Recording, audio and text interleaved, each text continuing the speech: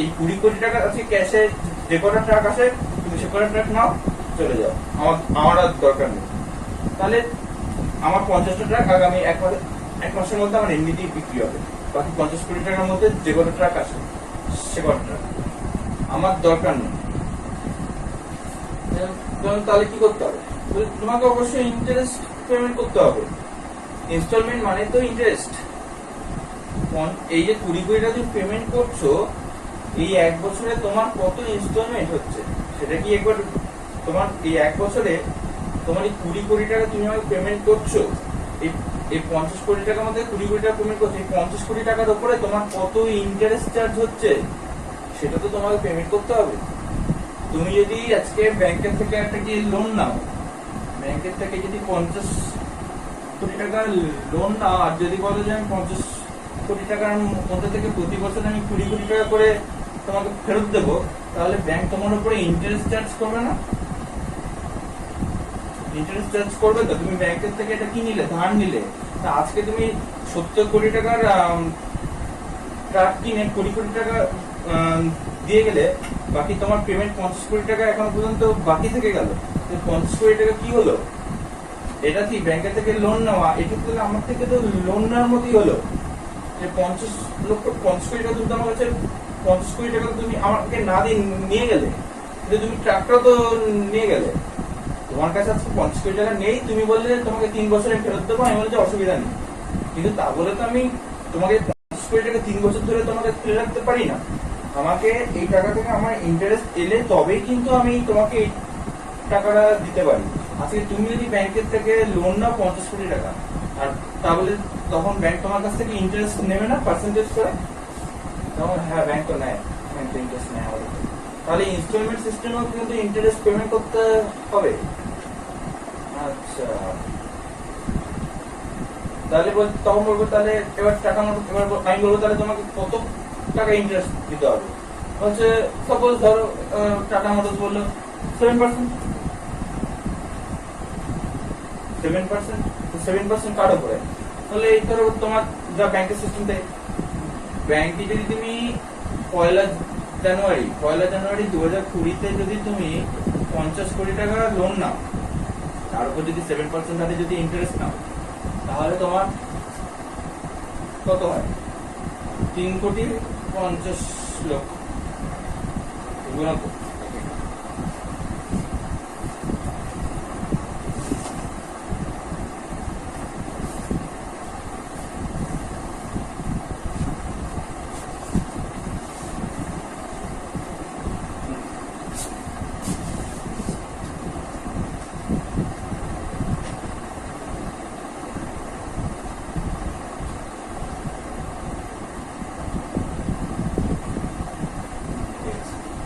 তাহলে আমার 3,50,00,000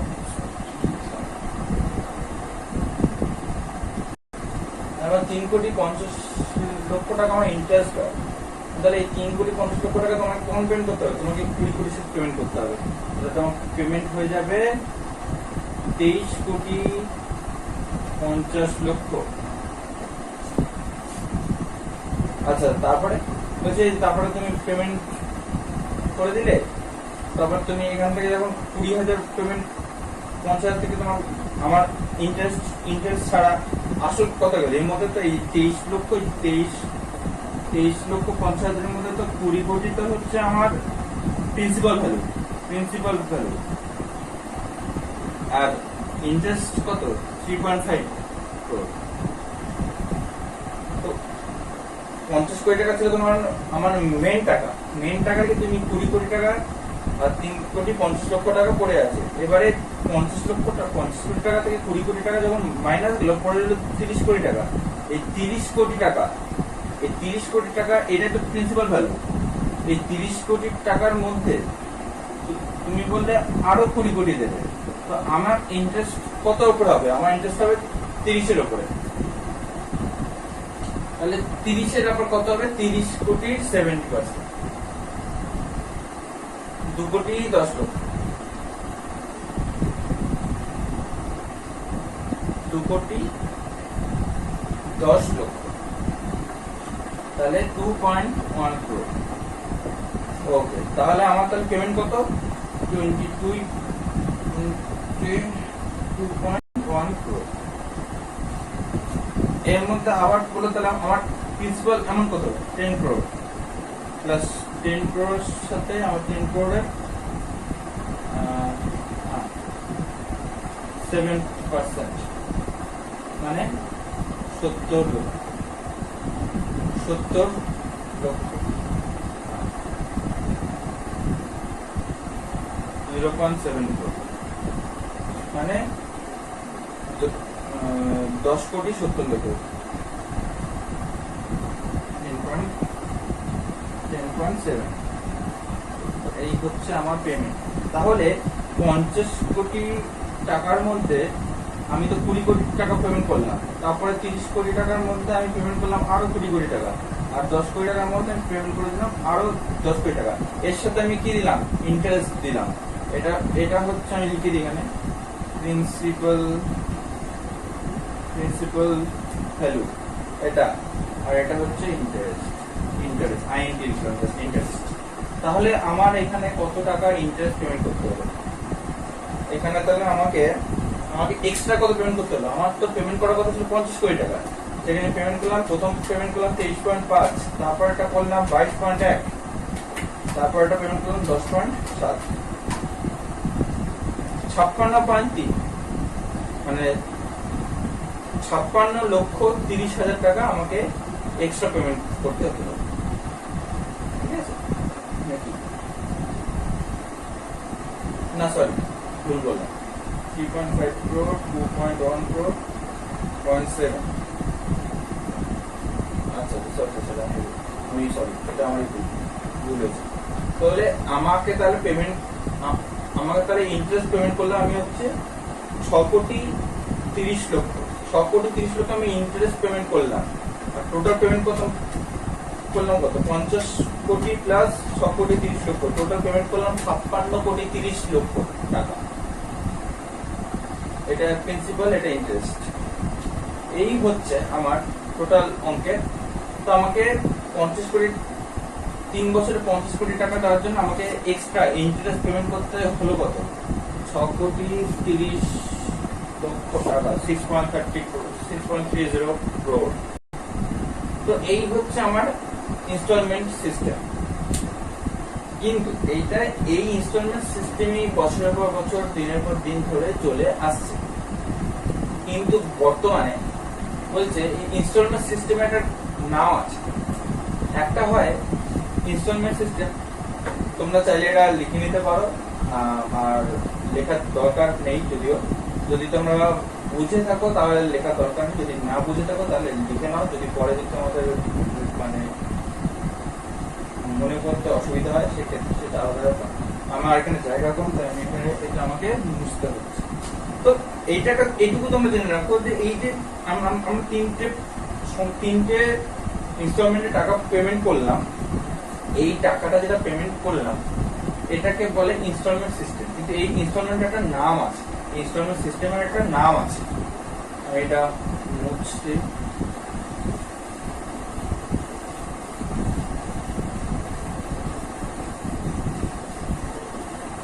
এখন বর্তমানে এই ইনস্টলমেন্ট সিস্টেমের একটা নাম এসেছে।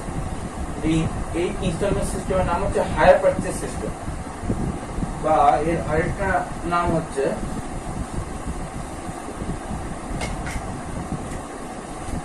Higher purchase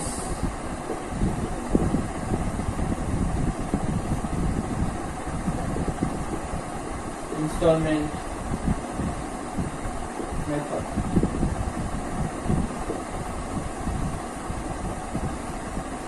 higher purchase instalment method এর আরেকটা নাম।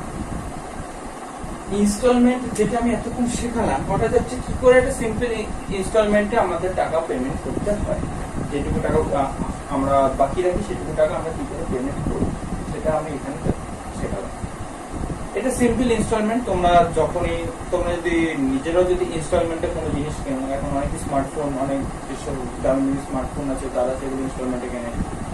ইনস্টলমেন্টটা তখনই কেনে যখন মানুষের কাছে টাকা থাকে, কিন্তু সে ভবিষ্যতে আপৎকালীন চিন্তা ভাবনা করে যখন সে টাকা পয়সা সঞ্চয় করে, বা তার কোনো জিনিস খুবই দরকার, এসেনশিয়াল, কোনো খুবই প্রয়োজনীয়, কিন্তু তার কাছে টাকার একটু শর্ট আছে, কিন্তু আর কিছুদিন অপেক্ষা করি তার কাছে টাকাটা চলে আসবে। তো এইরকম যারা পরিস্থিতিতে পড়ে তারাই কিন্তু ইনস্টলমেন্ট সিস্টেমে এগিয়ে যায়। যদিও মানে বড় থেকে বড় সমস্ত কোম্পানি সবার বিজনেস পলিসিতে ইনস্টলমেন্ট সিস্টেমকে কিন্তু প্রাধান্য দেওয়া হয়। কোনো কোম্পানি চায় না যে তার অর্থকোষ ফাঁকা করে সে সমস্ত টাকা একবারে কোনো জিনিসে ইনভেস্ট করুক। তো এইটাই হচ্ছে hire purchase instalment system, instalment method. তো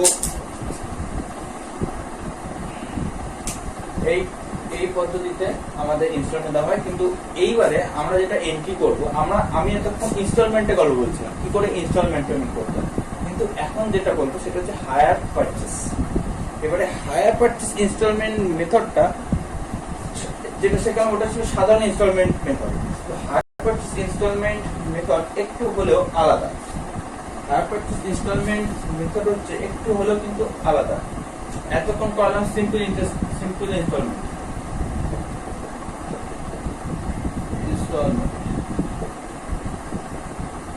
এবার আসবে হায়ার পারচেজকে আমরা শর্টকাটে বলি এইচপি ইনস্টলমেন্ট।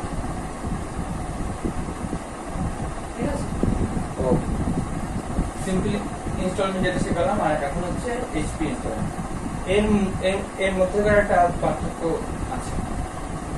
পার্থক্যটা আমি এবারে বলি। পার্থক্যটা যদি তোমরা জেনে যাও তাহলে তোমাদের এই মানে ইনস্টলমেন্ট সিস্টেমের কি নতুন কি আছে সেটা তোমরা জেনে যাবে। আর যেটা নতুন কি সেটা জেনে গেলে তাহলে তোমাদের নতুন নিয়মটা শিখতে খুব একটা সুবিধা হবে। সাপোজ আমি আরো একটা এক্সাম্পলে আসছি। এবারে এক্সাম্পল হচ্ছে এইচপি ইনস্টলমেন্ট সিস্টেমকে বোঝানোর জন্য। আমি একটা কার কিনবো, একটা গাড়ি কিনবো।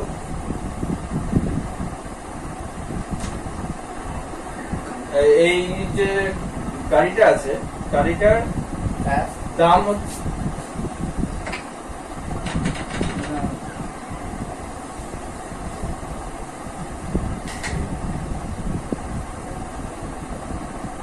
গাড়িটা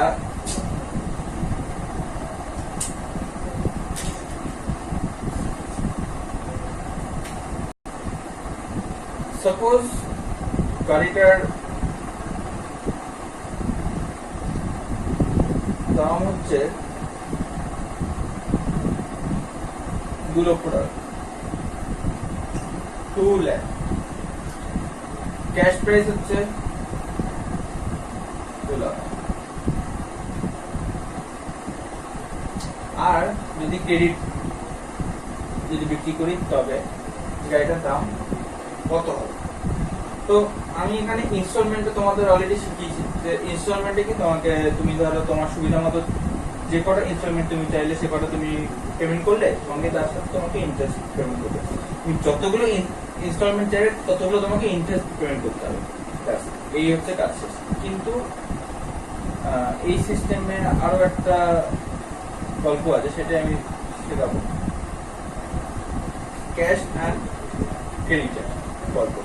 তাহলে এই যে একটা কার কিনবো, এই গাড়িটা আমি কিনবো, গাড়িটার দাম হচ্ছে 2 লক্ষ টাকা। আমি এটা জানলাম গাড়িটা ক্যাশ প্রাইস হচ্ছে 2 লক্ষ টাকা, কিন্তু ক্রেডিট হলে, ক্রেডিটে যদি গাড়িটা কিনি আমি, মানে আমি যদি বাকিতে গাড়িটা কিনি, বাকিতে কেনা মানে আমাকে গাড়ির দাম ইনস্টলমেন্টে পেমেন্ট করতে হবে। তো তাহলে আমাকে কি উপায়, তাহলে আমাকে জানতে হবে যে ক্রেডিট প্রাইসটা কত, ক্রেডিট প্রাইস কত হবে। তো আমি একজন অ্যাকাউন্টেন্ট, আমি অ্যাকাউন্টেন্সির সমস্ত কাজবাজ খুব ভালো মতো জানি, বুঝি।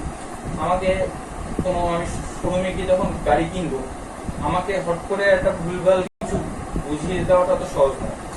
আমি জানি যে একটা 2 লক্ষ টাকার গাড়িতে আমি কতগুলো ইনস্টলমেন্ট পেতে পারি, আর সেই ইনস্টলমেন্টের কি রেট, সেই অনুযায়ী একটা গাড়ি ক্রেডিটে কিনলে বাকিতে কিনলে তার দাম কত হতে পারে, এটা আমি অলরেডি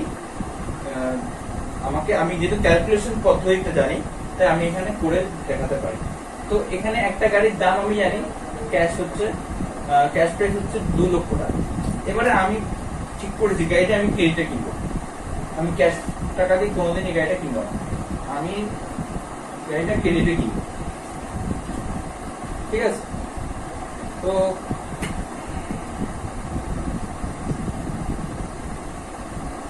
এবারে আমি এই যে ক্রেডিটে কিনবো, এই ক্রেডিটে কেনাটাকে আমি দুখানা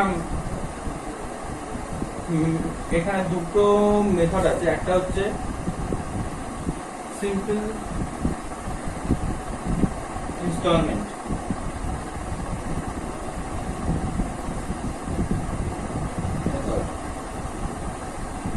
সিম্পল ইনস্টলমেন্ট মেথড, আর এটা HP hire purchase instalment.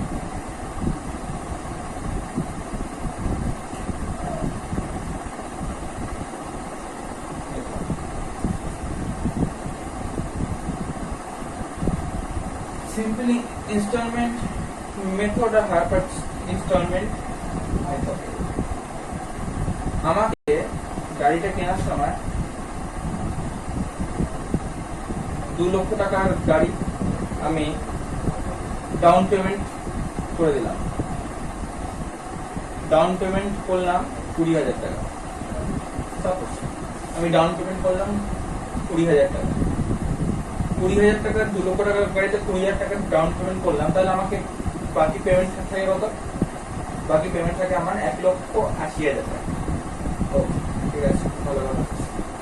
First instalment, first IMS লিখলাম, তখন বুঝে যাবে। ফার্স্ট ইনস্টলমেন্ট বললো 55,000